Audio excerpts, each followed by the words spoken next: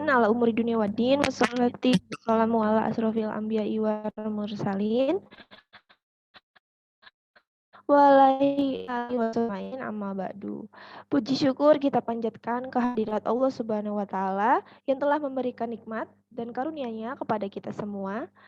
Salawat dan salam mari kita curahkan kepada Nabi Muhammad Sallallahu Alaihi Wasallam sehingga kita semua dapat berkumpul bersama-sama dalam acara diskusi hari ini yang bertema optimalisasi 1000 hari pertama kehidupan, strategi mencerdaskan generasi bangsa.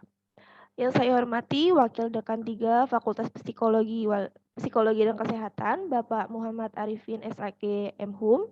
Yang saya hormati Ketua Prodi Gizi Ibu Dina Sugianti MSI. Yang saya hormati Ketua HMJ Gizi Kak Firda Ainun Nabila. Dan yang saya hormati Ketua Pelaksana Diskusi hari ini yaitu Kak Syahidah Sakwa. Dan yang saya hormati pula teman-teman yang sudah berkesempatan hadir pada acara diskusi kita kali ini. Sebelum memulai ke dalam acara inti yaitu pemaparan materi, izinkan saya memperkenalkan diri. Saya, Nindok Taviani, selaku moderator yang akan memandu berjalannya acara diskusi hari ini yang bertema optimalisasi 1000 hari pertama kehidupan, strategi mencerdaskan generasi bangsa. Nah, sebelum kita lanjut nih, aku mau tanya-tanya dong sebentar sama peserta diskusi kita hari ini. Gimana kabarnya teman-teman semua? Apakah sehat? Boleh dijawab via chat Zoom juga nih atau on cam. Akan? Alhamdulillah sehat.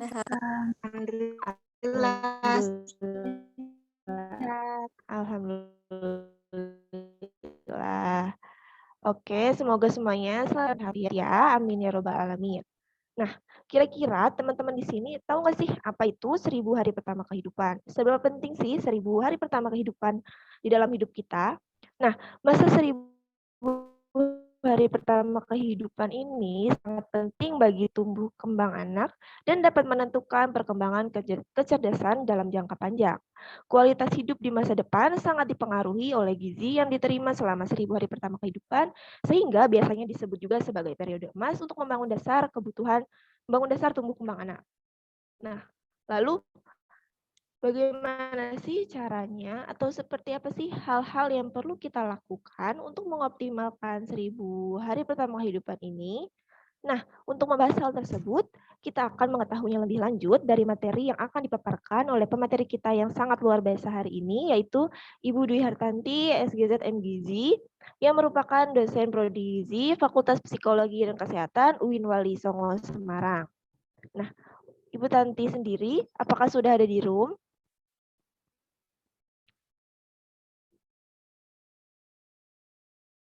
Halo, Ibu Tanti, apakah mendengar suara saya? Iya, iya. Yang buka roomnya aja saya, ya saya ada dong. Bagaimana kabar Ibu? Baik, baik. Alhamdulillah. Semoga Ibu dan keluarga selalu diberi kesehatan ya, amin ya rabbal alamin. Oke nih, nggak usah berlama-lama lagi. Sepertinya teman-teman juga udah nggak sabar nih untuk menyimak dan mendengarkan materi yang akan disampaikan pada acara diskusi kita hari ini.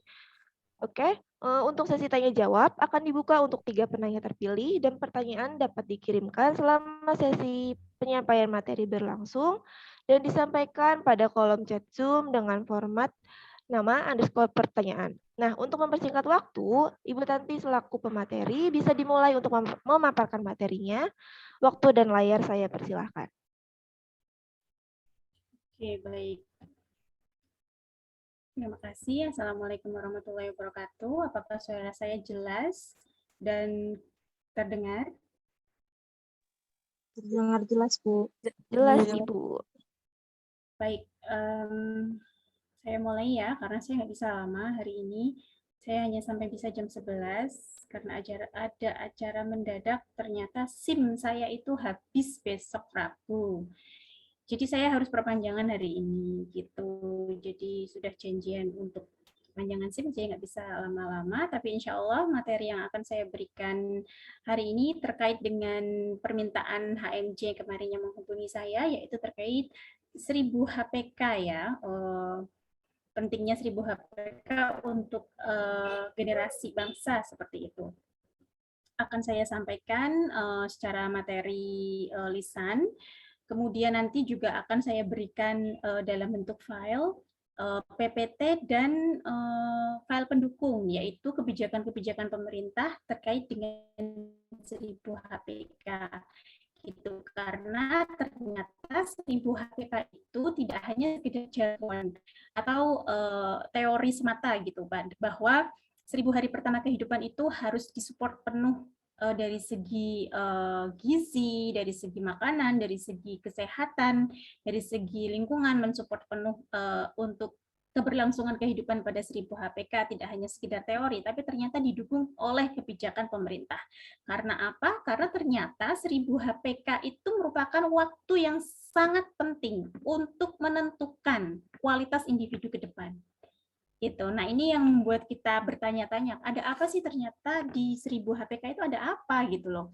Di sana itu ada apa? Kenapa sampai kebijakan pemerintah itu memuat tema 1000 HPK ini untuk dikejar secara optimal dari segi gizi, dari segi kesehatannya, supaya nanti bisa membentuk manusia individu ini menjadi manusia yang berkualitas.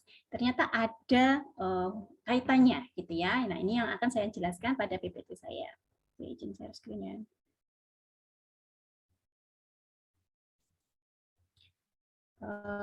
Hostnya minta tolong di multiple share screen-nya.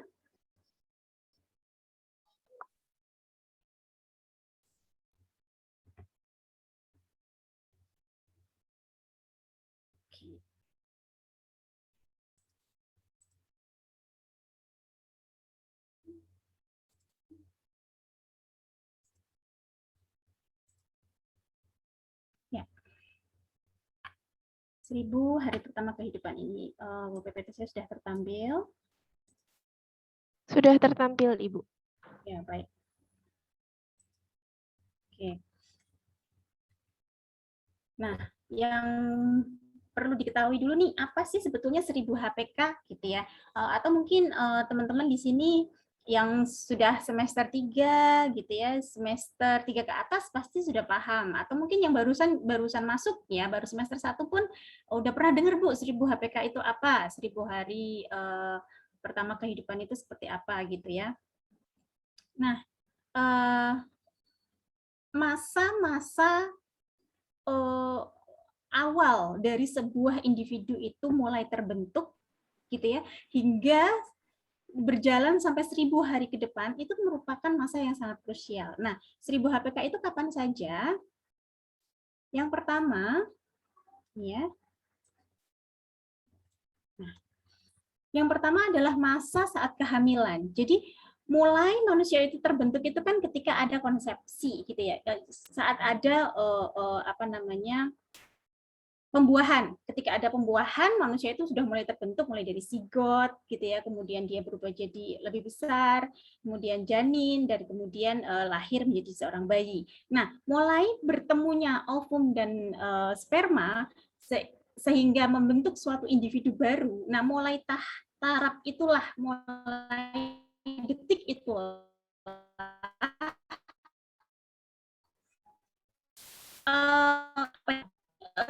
kebutuhan individu baru tersebut itu membentuk kualitas dari individu tersebut gitu ya. Jadi mulai dari pertama kita itu terbentuk dari pertemuan ovum dan sperma, kemudian adanya pembuahan begitu. Nah, dari situlah kita mulai membutuhkan gizi ya, atau asupan gizi yang sangat optimal.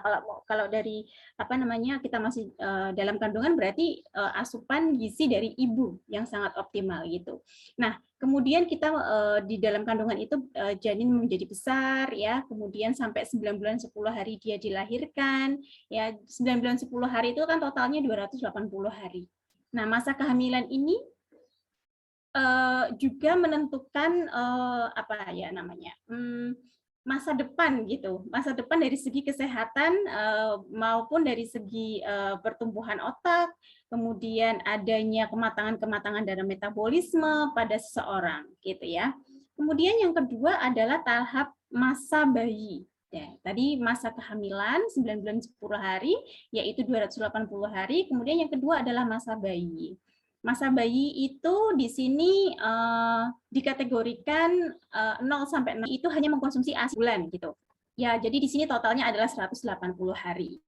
Kemudian yang ketiga adalah masa balita, di mana di sini adalah usia 6 bulan sampai 24 bulan gitu.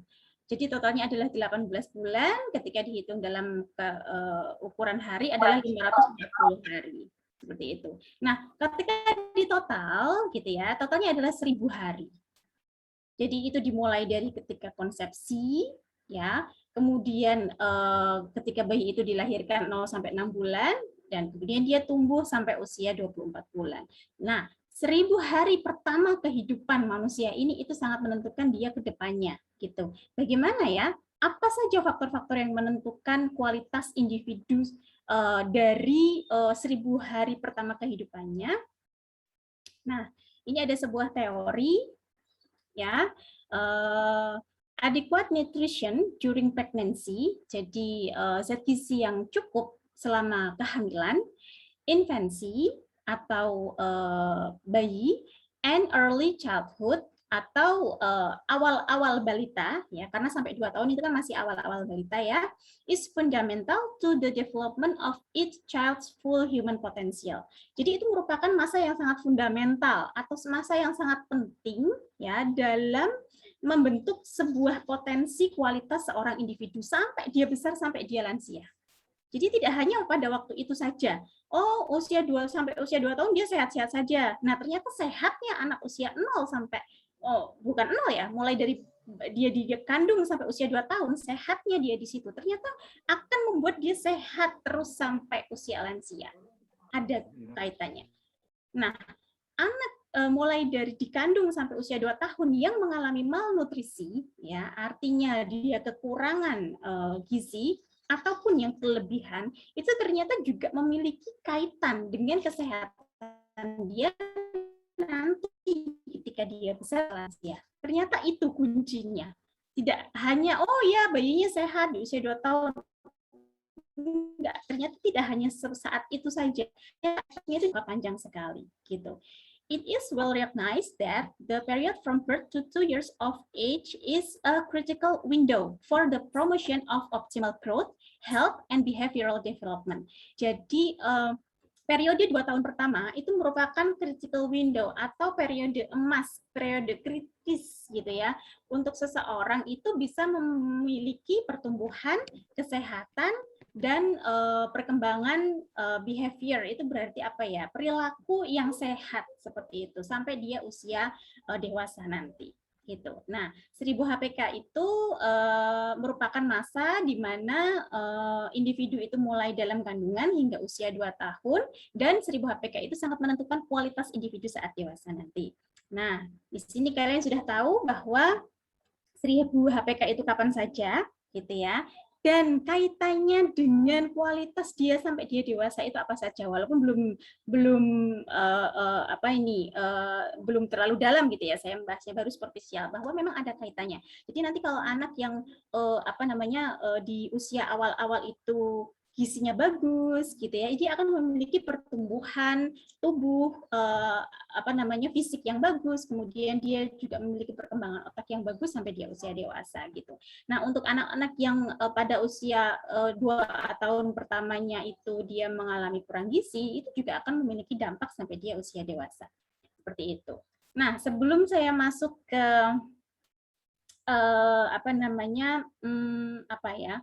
faktor-faktor apa saja yang dipengaruhi dalam 1000 hari pertama kehidupan, itu saya ingin menjelaskan dulu. Kenapa 1000 HPK itu menjadi penting? Tadi kita sudah tahu bahwa 1000 HPK itu memiliki efek jangka panjang sampai dia usia dewasa, ya kan? Kesehatan anak yang mulai dari 2 tahun pertamanya itu baik, maka nanti ketika dia dewasa akan memiliki kualitas yang baik pula. Nah, itu ada kaitannya dengan teori yang ada pada gambar ini. Ini adalah siklus malnutrisi, gitu ya, siklus malnutrisi. Kita mulai dari usia bayi yang di sini. Ketika seseorang saat bayi ya itu memiliki status gizi yang kurang. diindikasikan dengan berat badan bayi yang rendah. Gitu ya, berat badannya rendah, mungkin dia juga sering sakit gitu ya. Nah, itu akan memiliki pertumbuhan pertumbuhan yang kurang, kemudian angka kematian bayinya tinggi, kemudian adanya kegagalan perkembangan mental atau perkembangan otaknya juga terganggu gitu ya, karena pada masa bayi adalah salah satu masa critical period untuk perkembangan otak atau periode emas perkembangan otak seperti itu. Jadi selain pertumbuhannya terganggu, perkembangan otaknya terganggu, ada juga kemungkinan resiko kematian bayi yang tinggi gitu ya. Nah, bayi yang kurang gizi ini dia akan tumbuh menjadi anak-anak atau balita yang pendek. Ya, seperti itu. Dia yang selain pendek, dia juga kadang menyebabkan juga wasting atau status gizinya kurang atau buruk gitu.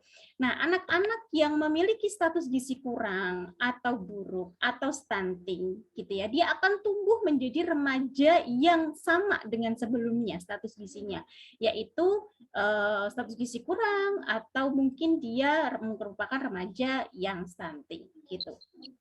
Karena dari awal pertumbuhannya sudah tidak optimal. Jika tidak dikejar dengan asupan-asupan yang baik dari masa bayi sampai remajanya ini, dari sini ini tidak dikejar gitu ya, dia akan menjadi remaja yang kurang gizi juga, atau bahkan stunting atau pendek. Nah, remaja yang pendek ternyata dia memiliki resiko untuk menjadi ibu hamil yang memiliki resiko kurang gizi juga gitu. Selain anemia gitu ya, dia juga kurang gizi. Ibunya saja kurang gizi, bagaimana dia bisa mengandung anak yang sehat kan seperti itu. Ternyata remaja yang pendek dan kurang gizi akan menjadi seorang ibu hamil yang kurang gizi juga gitu ya. Nah, ibu hamil yang kurang gizi itu akan melahirkan, resikonya adalah melahirkan bayi yang BPLR, berat badan bayinya kurang, atau mungkin anemia gitu, atau mungkin nanti dia juga bisa stunting juga bayi yang dilahirkan gitu ya. Nah, ternyata siklusnya itu muter. Jadi ketika ada anak yang kurang gizi dan dibiarkan, tidak dibetulkan tidak ditreatment untuk perbaikan status gizinya, dia akan tumbuh menjadi individu yang akan menciptakan individu baru yang kurang gizi juga, gitu loh. Nah, itulah pentingnya 1000 HPK. Maka yang awal-awal pertumbuhan di 1000 hari pertama kehidupannya itu harus dikejar betul status gizinya, supaya nanti ketika dia dewasa, dia akan tumbuh menjadi individu dengan kualitas yang sangat baik, pertumbuhannya optimal, kemudian nanti mungkin kalau dia wanita, dia akan melahirkan bayi yang sehat juga, karena kondisinya dia juga status gizinya sudah baik gitu. Ini adalah siklus malnutrisi itu gitu. Jadi dia muter terus. Bagaimana suatu negara bisa menjadi negara yang baik kualitas SDM-nya jika masyarakatnya itu memiliki siklus malnutrisi yang seperti ini gitu. Jadi ketika ada ibu remaja gitu yang malnutrisi tidak diberikan treatment atau perbaikan status gizi, maka dia akan melahirkan anak-anak yang status gizinya kurang juga gitu.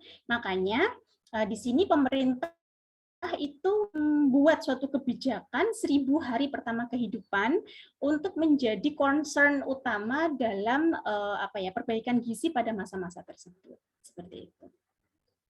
Nah, ada apa sih di 1000 hari pertama kehidupan sehingga dia itu nanti membuat seseorang itu menjadi individu yang memiliki kualitas yang optimal gitu. Ternyata di 1000 HPK itu ada ini saya kelompokkan menjadi tiga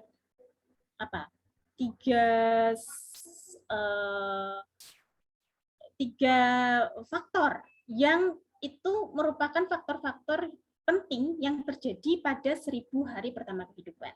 Yang pertama adalah dari otaknya. Ya. Pada 1000 hari pertama kehidupan itu merupakan perkembangan otak yang sangat pesat. Jadi perkembangan otak kita itu memiliki percepatan pertumbuhan dan perkembangan yang sangat luar biasa itu di 2 tahun pertama kita. Gitu. Ya, kemudian yang kedua adalah sistem metabolisme dari seorang individu. Jadi 2 tahun pertama atau bisa jadi mulai dari dia dikandung, mulai dari dia tadi ya pertemuan ovum dan sperma, dia ada pembuahan seperti itu. Nah, dari detik itulah metabolisme tubuh kita itu mulai terbentuk. Ya, yang awalnya terbentuk paru, organ-organ tubuh ya, paru, jantung gitu ya, hati, pencernaan itu mulai terbentuk. Kemudian kita dilahirkan. Nah, ketika dilahirkan itu metabolisme kita kan mulai jalan gitu ya, paru mulai berkembang, mulai bernapas, jantung. Kalau jantung memang sudah berdetak dari awal ya. Kemudian pencernaan sudah mulai memiliki metabolisme kematangan metabolisme yang awalnya 0 sampai 6 bulan kita belum bisa 0 sampai 4 bulan ya, kita belum bisa mencerna zat pati sehingga kita hanya mengkonsumsi ASI saja itu udah cukup gitu ya. Mulai 4 bulan lah kita mulai bisa mencerna zat pati. Ya, kemudian 6 bulan, usia 6 bulan itu saluran cerna kita mulai bisa memetabolisme makanan-makanan yang padat ya dari karbohidrat ya contohnya pati itu tadi bisa kita cerna dengan baik sehingga mulai 6 bulan itulah kita sudah diperbolehkan mengkonsumsi MPASI ya. Itulah kenapa ASI eksklusif itu hanya sampai usia 6 bulan. Karena usia 4 bulan sampai 4 bulan itu kita mulai saluran cerna kita itu mulai bisa mencerna zat-zat tepung seperti itu. Kemudian dia menjadi matang untuk bisa mencerna zat tepung itu usia 6 bulan. Maka dari itu sebelum usia 6 bulan belum diperbolehkan mengkonsumsi MPASI. Karena apa? Karena saluran cerna kita belum matang betul untuk bisa mencerna zat tersebut. Nah, mulai 6 bulan lah kita sudah bisa mencerna zat tersebut. Kemudian kita juga ada enzim-enzim pencernaan yang mulai matang gitu ya pada perkembangan kita setelah kita dilahirkan. Nah, itu merupakan pembentukan kematangan dari sistem-sistem metabolisme tubuh kita gitu. Itu yang kedua yang terjadi pada 1000 HPK. Yang pertama adalah perkembangan otak yang merupakan masa emas, kemudian adanya kematangan dari sistem metabolisme tubuh kita. Yang ketiga adalah adanya pertumbuhan yang pesat. Usia 1000 hari pertama itu kan pertumbuhannya pesat sekali, apalagi ketika sudah dilahirkan gitu ya, 0 sampai 2 tahun pertama itu merupakan tumbuh yang sangat pesat sekali. Sehingga di situ ada pertumbuhan fisik yang sangat pesat dan optimal. Nah, 3 kejadian yang ada di 1000 HPK ini kalau tidak disupport dengan asupan gizi yang optimal, dia akan mengalami hambatan atau keterlambatan dari ketiga kegiatan ini. Jadi ada hambatan perkembangan otak, hambatan dalam kematangan metabolisme serta pertumbuhan fisik seperti itu. Nah ini merupakan gambaran grafik yang dikembangkan oleh The Council of Early Child Development, begitu. Di sini merupakan perkembangan otak kita ini ya, dalam mengenal angka-angka, kemudian kemampuan untuk bersosialisasi, bahasa, simbol, kebiasaan merespon, kontrol emosi, penglihatan, serta pendengaran. Nah, dari grafik ini kita bisa melihat ternyata puncaknya di mana, Dek? Ada masa-masa puncak kan ini kan? Ada masa puncaknya kan di sini ya. Ini semua dari bawah naik, kemudian agak turun terus datar. Puncaknya ada di mana nih? Nah, ternyata di sini ya. Ini usia, ini tahun ya. Ternyata puncaknya ada di sini. Kebanyakan puncaknya ada di sini. Ini usia berapa ini? Ini adalah usia 2 tahun. Ya, dari grafik ini kita bisa melihat bahwa perkembangan otak itu paling optimal di usia 2 tahun. 0 sampai 2 tahun itu perkembangan yang sangat besar sekali dan mencapai puncaknya di usia 2 tahun. Makanya stimulasi terhadap perkembangan otak untuk anak usia di bawah 2 tahun itu sangat penting sekali. Karena itu, dan selain stimulasi dari luar juga dari dalam, yaitu asupan makanan untuk perkembangan otaknya itu harus disupport penuh gitu ya. Contohnya pemberian ASI eksklusif gitu, kemudian ASI dilanjutkan sampai usia 2 tahun, kemudian MPASI yang sesuai untuk kebutuhan si anak, kemudian asam lemak esensial ya dalam MPASI-nya itu juga harus tercukupi gitu. Kenapa itu harus penting di usia 0 sampai 2 tahun? Karena ASI itu mengandung komponen-komponen penting untuk perkembangan otak. Kemudian MPASI juga harus dijaga betul kualitasnya supaya asupan untuk support perkembangan otaknya itu optimal, sehingga nanti anak bisa jadi cerdas gitu ke depannya. Ketika kita bisa mengoptimalkan dari dalam, yaitu dari asupannya, dan dari luar, yaitu dari stimulasi untuk perkembangan. Ya, usia 2 tahun itu merupakan peak atau puncak dari pertumbuhan perkembangan otak. Nah, otak mengalami overproduksi neural connection atau sinaps secara masif atau blooming itu pada periode dini kehidupannya. Gitu. Jadi sinaps itu neural connection. Jadi menghubungkan antar saraf-saraf otak itu pertumbuhan dan perkembangannya itu sangat pesat sekali di usia 2 tahun pertama ternyata. Nah, otak bayi yang lahir aterem atau yang lahir tepat waktu itu mempunyai sinap yang lebih banyak dibandingkan saat dia usia dewasa gitu. Jadi ibu hamil yang memiliki status gizi baik, asupannya baik begitu, dia akan melahirkan bayi yang tepat waktu atau tidak terlalu dini atau lahirnya prematur gitu ya, atau tidak juga terlalu lama di dalam kandungan begitu, sehingga ketika bayi itu lahir tepat waktu dia akan memiliki mensupport pertumbuhan otaknya dengan sangat baik seperti itu. Itu tadi dari perkembangan otak. Kemudian yang kedua, apa yang terjadi di 1000 HPK? Ternyata ada terbentuk sistem metabolisme yang saya jelaskan tadi. Jadi sistem metabolisme tubuh kita itu mulai berjalan ketika kita dilahirkan gitu ya. Ada mulai enzim-enzim pencernaan itu terbentuk gitu ya. Kemudian kita mulai mencerna zat-zat yang mulai dari awal dulu ya, yang awal mulai bisa kita cerna itu memang dari laktosa. Makanya bayi itu minum susu aja cukup gitu ya, minum susu ASI aja sudah cukup seperti itu. Kemudian dia mulai bisa mencerna zat tepung, selanjutnya dia bisa mencerna zat-zat gizi lain secara lebih matang begitu. Nah, bayi dalam tahun awal kehidupannya mengalami kematangan sistem metabolisme. Nah, di sini kaitannya dengan sistem metabolisme pada anak yang sudah mulai terbentuk itu, ya, berbagai perkiraan mekanisme hubungan antara status gizi pada awal kehidupan dengan resiko terjadinya penyakit kronis telah berkembang. Salah satunya adalah hipotesis Barker atau sering dikenal dengan fetal programming hypothesis. Jadi, ternyata ada kaitan antara status gizi anak di 2 tahun pertama atau di 1000 HPK, status gizi seseorang individu di 1000 HPK-nya itu ternyata memiliki hubungan atau kaitan dengan terjadinya penyakit kronis ketika nanti dia di usia dewasa. Kok bisa, Bu? Ya, itu dikenal dengan hipotesis Barker. Jadi ceritanya begini. Jika ada seorang individu yang di awal kehidupannya itu mengalami gizi kurang atau stunting, ya, stunting dan gizi kurang itu penyebabnya apa sih? Penyebabnya asupannya kurang dalam jangka waktu yang lama, kan seperti itu ya.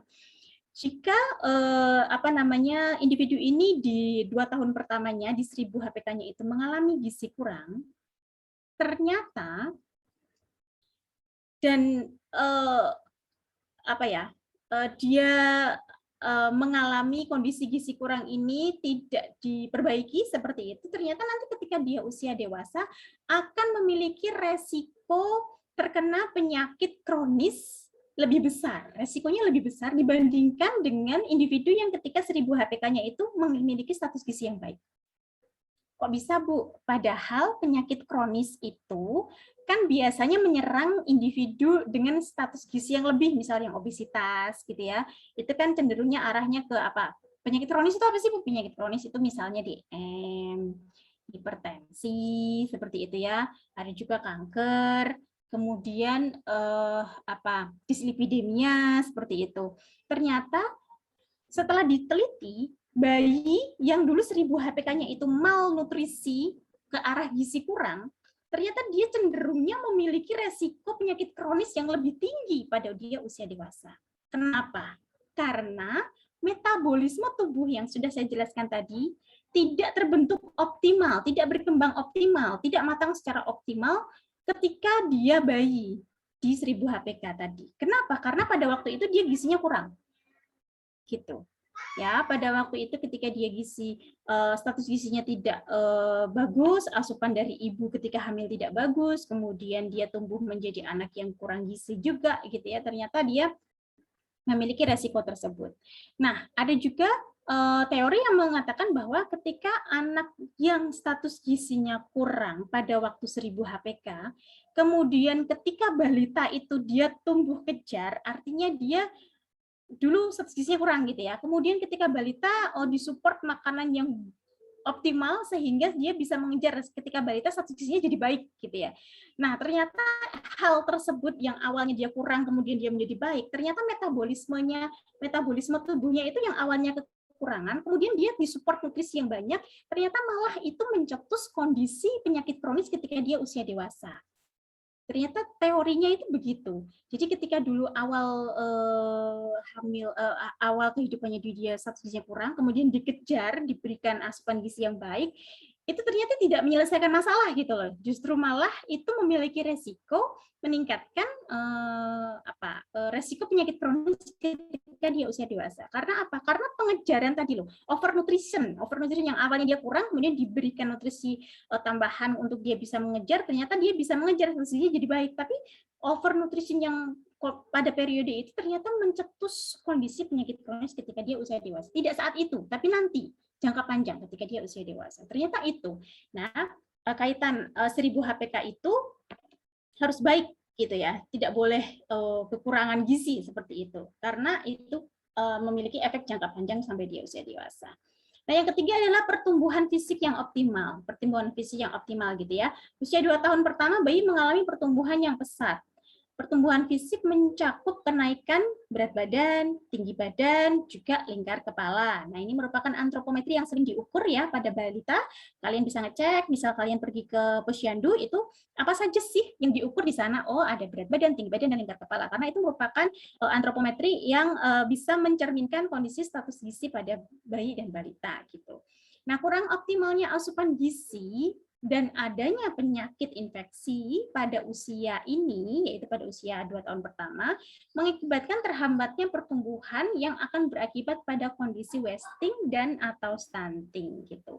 Jadi pertumbuhan yang optimal, faktor yang ketiga adalah di 2 tahun pertama itu manusia itu tumbuh secara optimal. Nah, jika asupan dan adanya penyakit infeksi itu asupannya tidak cukup dan adanya penyakit infeksi akan berakibat pada individu ini mengalami wasting. Wasting itu apa sih, Bu? Wasting itu gizi buruk. Wasting itu berat badannya turun gitu ya, wasting gitu ya. Jadi akhirnya dia menjadi berat badannya kurang atau mungkin jadi gizi buruk seperti itu. Atau stunting. Stunting itu tinggi badannya tidak optimal. Jadi dari segi berat badan dan dari segi tinggi badan tidak bisa optimal gitu. Jika asupan dan asupannya tidak mencukupi dan penyakit infeksi sering menyerang pada individu tersebut. Gitu.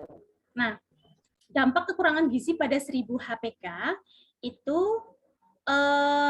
gangguannya nih ya, gangguan gizi pada masa janin. Jadi ketika masih dalam kandungan dan di usia dini atau 2 tahun pertama, itu ternyata menyebabkan apa kalau kita kurang gizi? Oh, ternyata menyebabkan perkembangan otak kita menjadi terganggu. Ya kan, tadi teorinya udah tahu ya bahwa 2 tahun pertama itu sinap itu berkembang secara pesat. Kalau berkembang pesatnya itu kalau didukung dengan apa? Didukung dengan nutrisi atau zat gizi yang cukup untuk pertumbuhan otaknya. Gitu.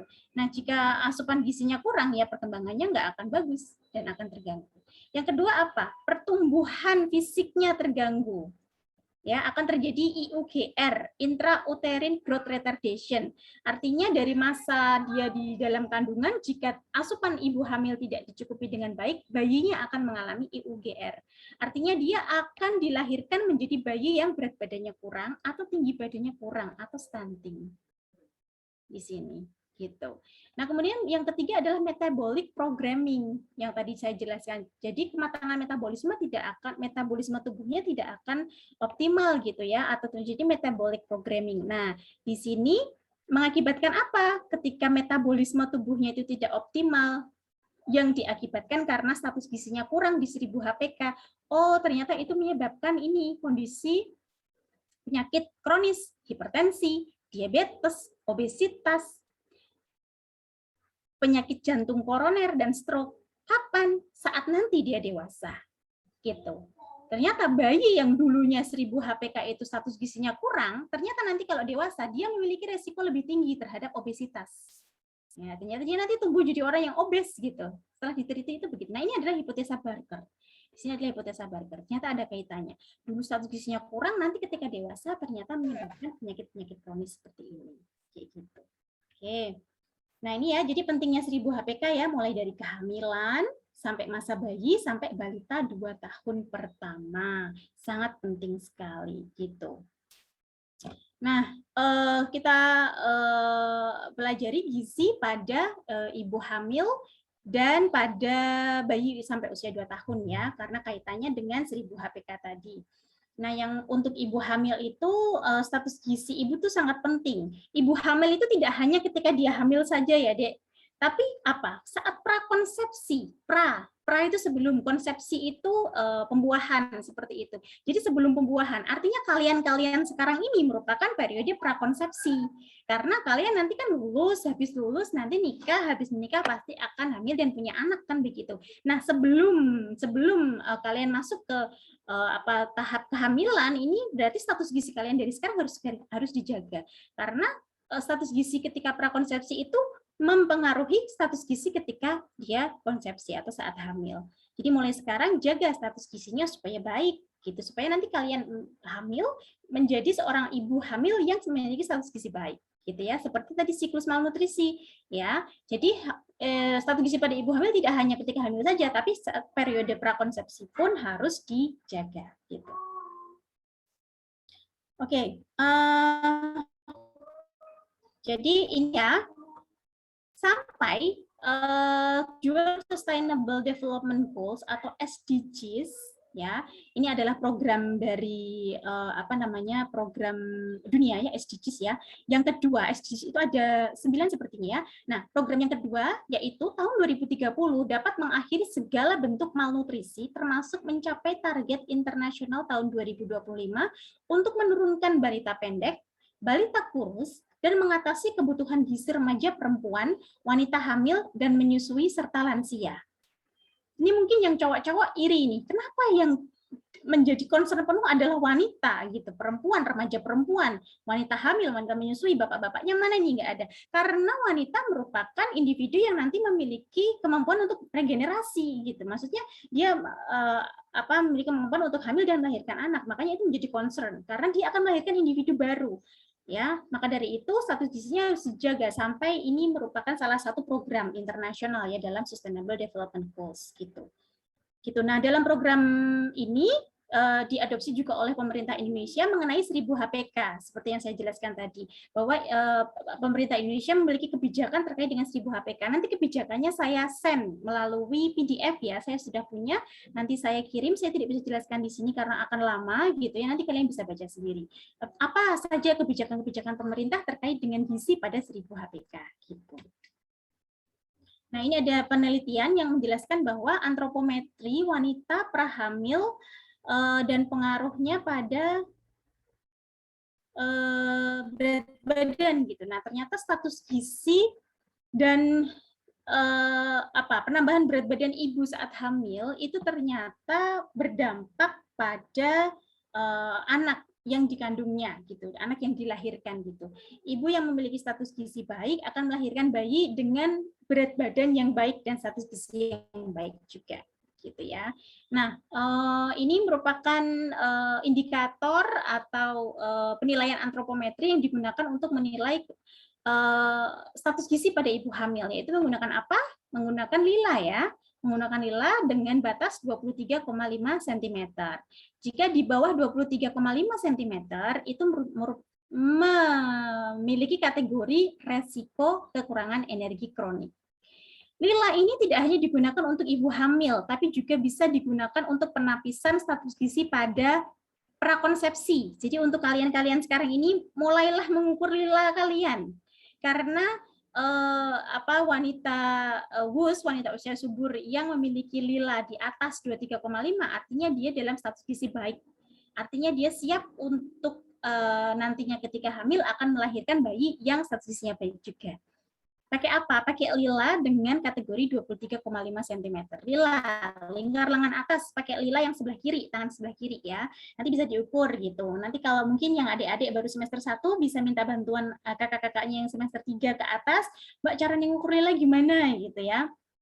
Nanti bisa diukur, pastikan lila kalian 23,5 sebelum kalian hamil gitu.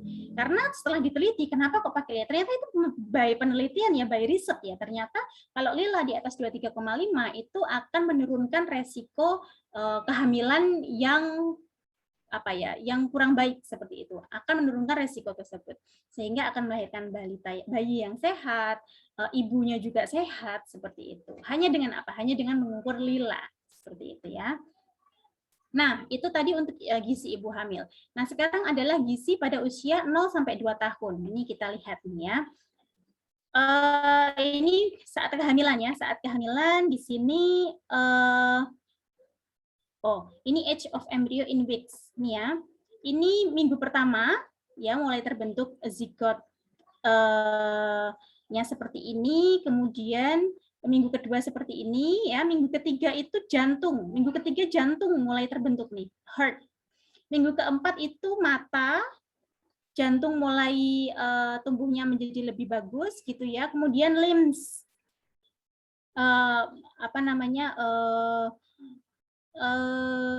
saluran cerna gitu ya. Kemudian minggu kelima di situ masih sama dengan minggu keempat, namun menjadi lebih matang gitu ya. Kemudian minggu ke-6 ada telinga, ya, ada calon-calon gigi gitu. Nah, ini merupakan tahapan-tahapan pertumbuhan dari dan perkembangan dari janin untuk pembentukan organ gitu. Kemudian setelah dia dilahirkan, ini pada trimester 1, ya, dia ini adalah perkembangan tubuh seseorang. Kemudian di situ ada perkembangan yang sangat pesat dari lahir sampai usia 6 bulan, yaitu perkembangan dari sistem imun dan sistem saraf. Ya, jadi 0 sampai 6 bulan itu ada perkembangan yang pesat dari sistem imun dan sistem sarafnya. Nah, tadi ketika masih dalam kandungan pada trimester awal itu kan berarti 3 bulan pertama ya, itu ada pembentukan organ otak, hati, jantung, ginjal, dan tulang. Nah, ini sifatnya irreversible. Kenapa ini irreversible ditulis di sini? Karena ketika pembentukan ini gagal atau tidak sempurna, maka dia akan menjadi individu yang memiliki organ yang kurang sempurna itu tadi. Artinya irreversible. Irreversible itu tidak bisa diperbaiki. Maka dari itu, gizi prakonsepsi. Jadi sebelum hamil, gizimu harus baik dulu. Kemudian ketika tahu Anda hamil, maka hamil itu program ya, Dek ya. Jangan sampai hamil itu tiba-tiba baru tahu hamil setelah dia usia 3 bulan gitu. Kan ada yang kayak gitu yang nggak paham. Artinya ketika dia habis menikah ya tidak mengetahui kondisi pada dirinya, tahu-tahu periksa hamilnya udah usia 4 bulan gitu. Nah, berarti kan ini trimester pertamanya kan udah kelewat, di mana ketika itu dia tidak memperhatikan betul status gizinya.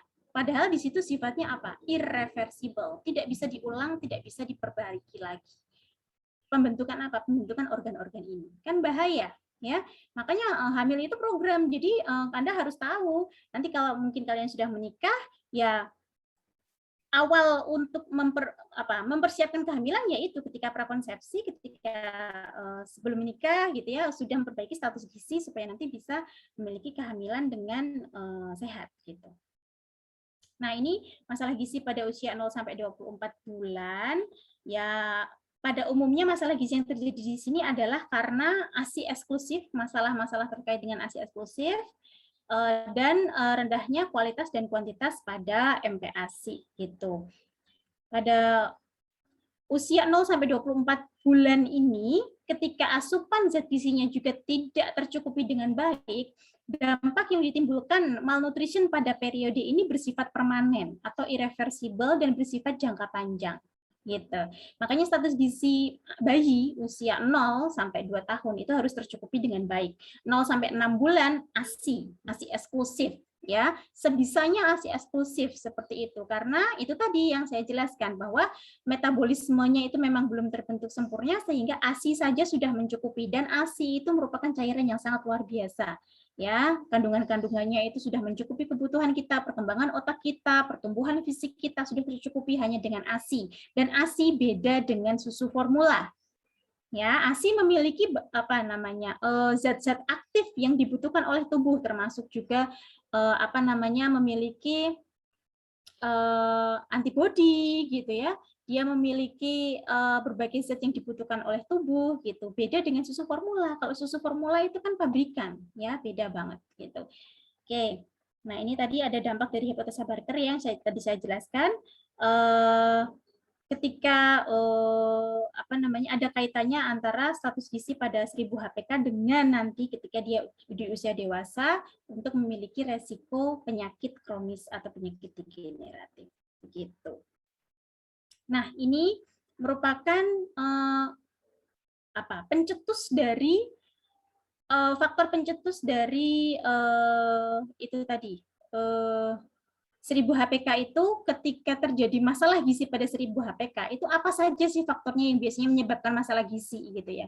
Nah, ternyata ada 2 faktor langsung nih ya, penyebab langsung. Faktor langsungnya adalah asupan ya, dan kesehatan. Dalam hal ini adalah penyakit infeksi yang sering diderita pada individu tersebut gitu. Asupan ini ketika 1000 HPK itu kan berarti hamil, bayi, balita gitu ya. Saat hamil berarti asupan siapa? Asupan ibu. Asupan ibu ya, asupan ibu harus optimal gitu untuk nanti dia diasup oleh si janin gitu ya. Kemudian ketika bayi juga diberikan ASI eksklusif. Kemudian ketika dia di usia lebih dari 6 bulan diberikan MPASI dengan kualitas yang baik gitu. Nah, dari penyebab faktor langsung ini ternyata ada faktor-faktor tidak langsung. Antaranya yaitu aksesibilitas pangan. Artinya ketersediaan pangan itu ketika dia tercukupi maka dia akan memiliki asupan yang baik seperti itu. Kemudian pola asuh ibu yang baik itu akan menciptakan individu yang baik juga. Kemudian di sini adalah air minum atau sanitasi dan pelayanan kesehatan. Nah, ini merupakan faktor-faktor langsung ya tidak langsung yang menjadi pencetus dari faktor langsung penyebab masalah gizi seperti itu. Nah, ini ya, Gerakan 1000 HPK, komitmen pemerintah Indonesia telah dinyatakan melalui Peraturan Pemerintah Nomor 42 Tahun 2013 tentang Gerakan Nasional Percepatan Perbaikan Gizi. Dan pada tanggal 30 Oktober 2013, Pak Presiden itu meluncurkan Gerakan Nasional Percepatan Perbaikan Gizi dalam rangka 1000 hari pertama kehidupan. Ya, ini sampai menjadi gerakan nasional loh 1000 HPK. Karena pentingnya itu tadi ya. Nah, ini apa saja yang bisa dilakukan? Yang pertama adalah saat hamil. Nah, tingkatkan nutrisi ibu dengan makanan bergizi. Penambahan kalori, protein, zat besi, folat, kalsium, dan vitamin C. Periksa kehamilan secara rutin, ya. Beri informasi tentang kehamilan dan persiapan menyusui. Ini tugas ahli gizi nih. Ya, jadi ketika ada ibu hamil yang memeriksakan diri, nanti misal kalian menjadi petugas gizi di puskesmas, itu biasanya akan mendapatkan pasien ya, ibu hamil. Nah, ini tolong ini dikonselingi, ini gizinya seperti apa ya. Kalian nanti bisa memberikan pengetahuan pada si ibu bahwa asupannya harus ditambah kalorinya, protein, zat besi, folat, kalsium, vitamin C itu harus dioptimalkan seperti itu. Ya, kemudian setelahnya yaitu pada bayi usia 0 sampai 6 bulan. Apa yang bisa dilakukan di sini? Yang pertama adalah IMD dulu nih. Ketika dia dilahirkan lakukan IMD. Apa itu? Inisiasi menyusui dini. Ya, nanti bagi yang belum tahu apa sih inisiasi menyusui dini, googling, YouTube banyak. Apa itu inisiasi menyusui dini? Jadi kita perkenalkan bayi yang baru lahir itu dengan apa? Dengan payudara ibu gitu ya. Prosesnya seperti apa nanti kalian bisa lihat di YouTube banyak. Ya, kemudian IMD, ketika IMD sudah berhasil, berikan ASI eksklusif ya sampai usia 6 bulan. Kemudian konsumsi makanan yang bergizi untuk busui. Karena apa? Ibu menyusui yang asupan makanannya baik, dia akan memproduksi ASI yang melimpah gitu. Jadi tidak ada kata-kata ASIku kurang, banyu susunya kurang gitu, nggak ada. Kalau status gizinya dan asupannya tercukupi gitu ya. Pantau pertumbuhan dan perkembangan bayi dengan apa? Dengan posyandu ya. Nanti ada pemeriksaan status gizi melalui antropometri yang akan diplotting pada KMS seperti itu. Nah, kemudian dari usia 6 sampai 24 bulan apa yang bisa dilakukan untuk mensupport 1000 HPK ini? Yang pertama adalah pemberian MPASI, karena sudah lebih dari 6 bulan ya diberikan MPASI. MPASI-nya harus sesuai gitu. Ya, kalian bisa pelajari. Saya tidak bisa terangkan di sini karena banyak ya. MPASI WHO ada, MPASI dari IDI ada, nanti bisa download aja gitu ya. Bagaimana cara memberikan MPASI yang baik? Jenis-jenisnya apa saja, jumlahnya bagaimana, frekuensinya seperti apa, itu sudah ada ketentuannya ya, nanti bisa dibaca. Pantau status gizi dan kesehatan, sama ya dengan yang bayi tadi ya, pantau status gizi dan kesehatan dengan cara apa? Rutin datang ke posyandu sebulan sekali, karena ketika kita pantau pertumbuhan dengan datang ke posyandu itu, kita akan tahu ini arahnya status gizinya jadi kurang nih, oh ini sudah pas nih gitu. Kalau nggak pernah dipantau akan terlewat gitu ya. Teruskan pemberian ASI hingga 2 tahun. Nah, ini juga penting. ASI sampai usia 2 tahun gitu ya. Kemudian jaga higienitas makanan dan lingkungan. Kenapa? Apa kaitannya menjaga sanitasi dan higienitas makanan dan lingkungan? Supaya dia tidak sering atau tidak gampang sakit. Penyakit infeksi. Anak usia di bawah 2 tahun itu kan sering batuk, sering pilek, kemudian diare gitu ya. Itu adalah penyakit infeksi yang sering terjadi, dan ternyata seringnya terkena penyakit-penyakit ini itu mengakibatkan status gizinya turun. Karena apa? Karena penyakit infeksi tadi seperti yang di atas di sini ya. Ini kan nih, kesehatan di sini ada penyakit infeksi, ternyata merupakan penyebab langsung dari status gizi. Kalau anak sering terkena penyakit-penyakit infeksi, sering batuk, sering pilek, sering diare, itu status gizinya nggak akan optimal. Gitu. Makanya di sini ada penjaga dari higienis dan sanitasi makanan dan lingkungan, supaya ini kan merupakan faktor untuk mencegah penyakit infeksi tersebut. Seperti itu yang bisa saya jelaskan tentang 1000 HPK. Ini untuk next-nya. Nah, ini adalah perencanaan gizi untuk ibu hamil dan bayi balita ya. Nanti bisa kalian baca. Nanti saya beri PPT-nya. Dan saya juga berikan PDF terkait dengan kebijakan nasional pada 1000 HPK, yang itu merupakan kebijakan dari pemerintah Indonesia. Nanti bisa kalian baca. Baik, itu saja mungkin yang bisa saya jelaskan. Kurang lebihnya saya mohon maaf. Jadi saya cukup materinya. Silakan dilanjutkan dengan tanya jawab. Wassalamualaikum warahmatullahi wabarakatuh. Waalaikumsalam warahmatullahi wabarakatuh. Oke, baik teman-teman, itu tadi pemaparan materi dari Ibu Tanti mengenai 1000 HPK. Nah, teman-teman udah pada tahu nih, apa itu 1000 HPK dan seberapa penting 1000 HPK bagi sang anak. Nah, untuk menghemat waktu, langsung saja kita masuk ke sesi tanya jawab. Sudah ada pertanyaan yang dikirim melalui chat Zoom. Akan saya bacakan. Pertama itu ada dari Naila. Pertanyaannya, kenapa kalau anak atau bayi setelah minum obat diperbolehkan minum ASI, namun tidak diperbolehkan minum susu formula atau sejenisnya? Dan apakah ada kaitannya atau berpengaruh terhadap 1000 HPK-nya? Terima kasih Ibu, bisa langsung menjawab pertanyaannya. Kenapa bayi setelah minum obat boleh minum ASI tapi nggak boleh minum susu formula? Iya Ibu, begitu. Ya, pertanyaannya bayinya usia berapa? Kalau usia di bawah 6 bulan memang nggak boleh minum susu formula, kan bolehnya cuma ASI. Ya, jadi jawaban saya yang pertama, ketika bayi usia di bawah 6 bulan memang seharusnya hanya ASI saja. Ya, karena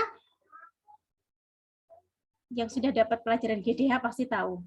ASI itu luar biasa ya, dia merupakan cairan yang memiliki zat hidup di dalamnya, itu zat hidup, Dek. Beda dengan susu formula gitu. Susu formula itu kan susu ya yang itu dikeringkan jadi bubuk, kemudian dia ditambahkan fortifikasi, ada vitamin A, ada vitamin B, C, kalsium, bla bla bla bla, itu kan tambahan gitu. Jadi itu pabrikan. Beda dengan susu formula yang itu keluar dari tubuh ibu ya, itu memiliki zat yang sangat baik sekali. Nah, pertanyaannya kalau dia sudah di atas usia 6 bulan, berarti dia sudah lepas dari ASI, ASI eksklusif, tapi masih mengkonsumsi ASI dan sudah boleh makan makanan yang lain. Nah, itu kenapa habis minum obat nggak boleh minum susu formula? Jawabannya boleh. Tidak ada yang melarang. Setelah minum obat nggak boleh minum susu formula, itu tidak ada yang melarang. Nggak apa-apa, sebetulnya nggak apa-apa. Asalkan obat yang dikonsumsi tidak memiliki interaksi negatif atau bertentangan dengan kandungan susu formulanya. Misal obatnya itu ketika dikonsumsi bareng dengan susu itu kan kandungannya kalsium ya, maksudnya tinggi kalsium gitu ya. Kalau obatnya ini memiliki interaksi dengan kalsium, misal kalau dia dikonsumsi bareng kalsium, dia akan terikat dan obatnya tidak optimal. Nah, itu yang tidak boleh. Tapi kalau obatnya sekedar paracetamol, obat panas gitu ya, atau mungkin apa sih obat batuk pilek gitu, nggak apa-apa, it's okay, nggak ada ini, nggak boleh minum susu formula setelah minum obat, nggak.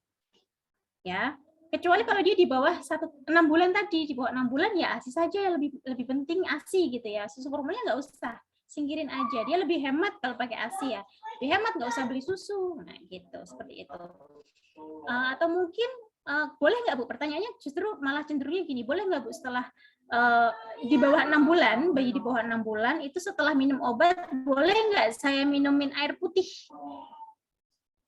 Air putih, katanya kalau diberikan selain ASI, katanya nanti jadi bayi saya jadi nggak eksklusif nih Bu, gitu ya.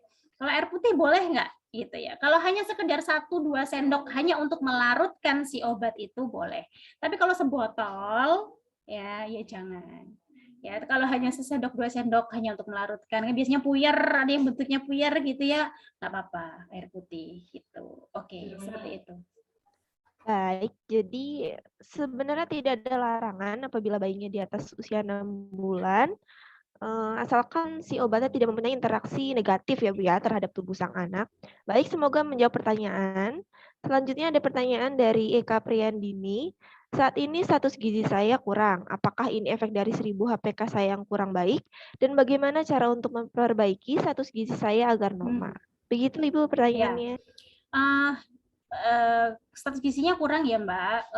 Bisa jadi itu merupakan efek jangka panjang. Jadi kalau status gizi kita saat ini itu melambangkan kurang asupan dalam jangka waktu yang lama, seperti itu. Apakah ini efek 1000 hari HPK saya Bu? Bisa jadi iya.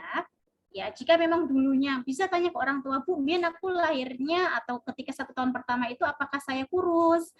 Apakah ketika ditimbang di KMS, plotting KMS itu saya selalu berada di pita yang warna kuning, seperti itu kan Ibu pasti tahu ya, bisa ditanyakan itu. Seperti itu. Apakah ini efek dari 1000 HPK saya? Bisa jadi ya. Kemudian bagaimana, apa yang bisa saya lakukan sekarang Bu untuk nantinya saya bisa menjadi individu yang memiliki status gizi baik dan nanti bisa misal jadi ibu hamil ya, memiliki status gizi yang baik juga. Mulai dari sekarang berarti harus perbaiki status gizinya. Kalau dalam hal ini adalah status gizinya kurang, berarti harus ditingkatkan. Ya, peningkatan status gizi dengan cara apa? 3M. Makan, makan, makan. Ya, itu saja sih. Nggak ada yang lain kalau meningkatkan status gizi itu, nggak ada yang lain, nggak ada obat, nggak ada apa, nggak ada. Cuman 3M ya, makan, makan, makan, gitu. Ya, Ya, gitu aja sih. Itu tadi jawabannya dari Bu Tanti. Solusinya yaitu kita harus memperbaiki status gizi kita dari sekarang dengan cara 3M tadi kata Bu Tanti, makan, makan, makan. Karena tidak ada cara lain untuk memperbaiki status gizi kita sendiri. Oke, karena baru 2 pertanyaan, mungkin dari saya nih Bu ada pertanyaan. Saya cuma sampai jam 11:04 ya, Nak. Iya Bu, ini 1 pertanyaan terakhir. Kalau misalkan dari gizi Ibu sebenarnya baik, cuma dari pas 1000 hari pertama kehidupannya dia cenderung malnutrisi, mengalami misalkan kurus atau kurang gizi. Nah, kira-kira untuk dalam jangka panjang itu bisa diperbaiki atau tidak ya, Bu? Gimana tadi kalau Misalkan gizi sang ibu pas hamil itu dia baik. Lalu pas dia melahirkan anaknya, dalam 1000 hari pertama kehidupannya dia mengalami malnutrisi atau wasting. Status gizi anaknya, Bu. Iya, anaknya. Nah, nanti dalam jangka panjangnya, setelah 1000 hari pertama kehidupannya, apakah bisa diperbaiki atau dia tetap mengalami gizi buruk gitu, Bu, selama hidupnya? Begitu, Ibu. Ya, oke. Ya tetap bisa diperbaiki, Mbak. Jadi status gizinya ya, saya ngomongin status gizinya ya. Status gizinya tetap diperbaiki kalau seandainya ketika walaupun kondisi ibu baik, itu ada juga resiko melahirkan bayi yang BPLR. Ada resiko gitu ya. Tapi resikonya lebih kecil dibandingkan ketika ibu itu hamil dalam kondisi status gizi kurang. Ya. Nah, apa yang terjadi jika ibunya status gizinya sudah baik tapi anaknya lahir dalam kondisi BPLR? Itu pasti juga akan bisa terjadi ya. Nah, itu nanti bisa namanya ada tumbuh kejar atau catch up growth. Jadi bayi itu di 1 tahun pertama itu memiliki kemampuan diri untuk tumbuh kejar. Dia mengejar ketertinggalan di 1 tahun pertama. Nah, itu secara fisiologi tubuhnya ada kemampuan untuk itu. Apa yang bisa dilakukan orang tua? Yang apa? Dari asupannya, disupport dengan asupan yang cukup, misal ASI-nya ASI eksklusif, kemudian setelah itu MPASI-nya juga memenuhi kualitas dan kuantitas yang baik, maka dia akan tumbuh kejar. Ketika usia 1 tahun, dia akan memiliki berat badan dan tinggi badan yang sama dengan bayi yang dulu ketika lahir itu cukup umur, cukup BB, cukup TB. Seperti itu. Ya, dia memiliki kemampuan untuk tumbuh kejar ya, jadi masih bisa diperbaiki status gizinya. Nah, terus tadi yang tulisannya irreversible itu apanya, Bu? Irreversible itu adalah tadi organ-organ tubuhnya tadi loh, Dek. Ya, organ tubuhnya kan tidak matang dengan baik seperti itu. Nah, hal itulah yang tidak bisa diperbaiki. Tapi kalau status gizi kan kalau kita ngomongin status gizi kan kita ngomongin BP ya. BP itu kan bisa naik, bisa ngejar. Nah, kalau untuk yang status gizi yang irreversible itu terkait dengan tinggi badan. Kalau tinggi badan itu kaitannya dengan pertumbuhan tulang, apalagi untuk masalah stunting itu nanti sifatnya irreversible. Memang tetap bisa ngejar gitu, tapi akan ada masalah-masalah pada tadi metabolisme dan organ-organ dan lingkar kepala karena itu merupakan pertumbuhan tulangnya karena pada waktu itu kurang optimal gitu, sehingga akan berbeda. Kalau hanya dari segi berat badan saja tetap bisa dikejar seperti itu. Baik Ibu, terima kasih atas jawabannya. Oke, nah selanjutnya adalah terima kasih kepada teman-teman yang sudah mengajukan pertanyaan. Selanjutnya, saya akan membacakan kesimpulan dari materi acara diskusi kita pada hari ini. Nah, 1000 HPK itu dimulai sejak individu dalam kandungan sehingga 2 tahun pertama. Nah, 1000 HPK ini sangat penting sehingga biasanya juga disebut sebagai periode emas. Di dalam 1000 HPK ini terjadi perkembangan otak yang sangat pesat, sistem metabolisme terbentuk, dan terjadi pertumbuhan yang optimal. Untuk mendapat 1000 HPK yang baik, gizi ibu pun sangat penting, dimulai dari sejak masa prakonsepsi hingga masa kehamilan karena gizi sang ibu sangat berpengaruh terhadap gizi sang anak yang akan dilahirkan. Nah, dampak dari 1000 HPK ini bersifat jangka panjang dan irreversibel atau tidak dapat kembali. Oke. Selanjutnya, Ibu closing statement dari materi.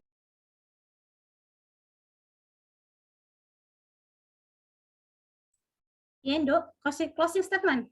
Enggak, Ibu. Oke, closing statement. Kalau dari segi Anda nanti menjadi seorang ahli gizi, ya, calon-calon ahli gizi nih ya, dari diri Anda sendiri untuk mencapai 1000 HPK yang baik, mulai dari sekarang perbaiki status gizi, gitu ya. Minimal tadi ngukur lilanya dulu, lila 23,5 ke atas aman. Sebelum 23,5 ke atas, jangan nikah dulu, diperbaiki dulu gitu ya. Kalau misal dilamar, nanti Mas, lila saya belum 23,5 gitu ya. Atau diperbaiki dulu ya status gizinya, supaya nanti bisa memiliki status gizi yang baik gitu ya. Itu dari segi Anda, seperti itu. Nah, kalau dari segi lingkungan, kalian bisa share terkait ini terkait teori ini, terkait materi-materi ini pada lingkungan sekitar kalian, di lingkungan keluarga, mungkin teman, tetangga, gitu ya. Karena Anda itu merupakan garda terdepan dari kalian-kalian ini, garda terdepan dari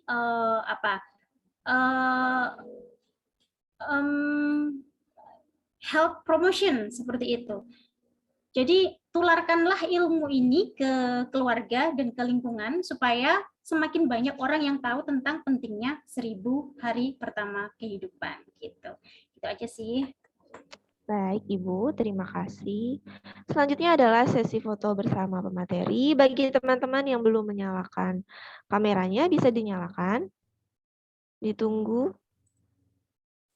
Dan bagi panitia, dimohon bantuannya untuk sesi dokumentasi.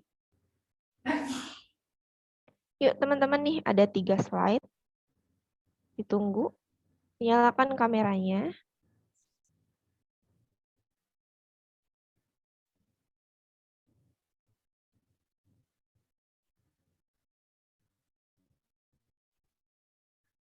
Yuk, yang lain nih. Mana?